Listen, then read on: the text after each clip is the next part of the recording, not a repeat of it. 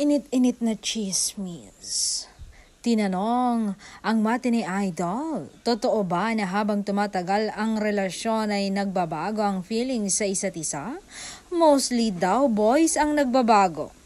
Like wala ng good night at good morning at I love you sa umpisa lang pala may update sa isa't isa. Sa umpisa lang pala talaga lahat maganda. Ikaw ba?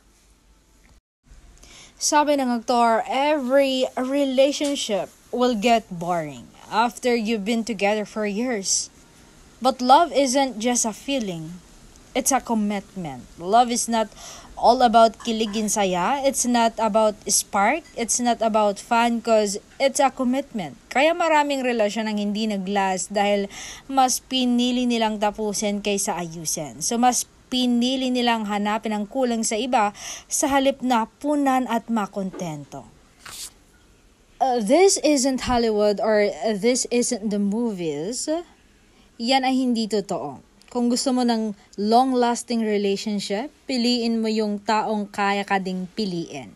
Yung taong tanggap ang nakaraan mo, yung taong handang mahalin at tanggapin ang iyong flaws and imperfections, somebody who'll choose you over and over again no matter what.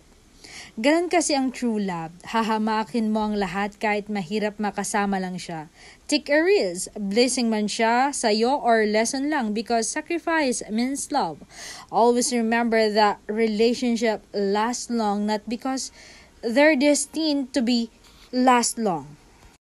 A relationship lasts long because two brave people made a choice to keep it, fight for it, and to work for it. At yung question mo na mostly daw boys ang nagbabago.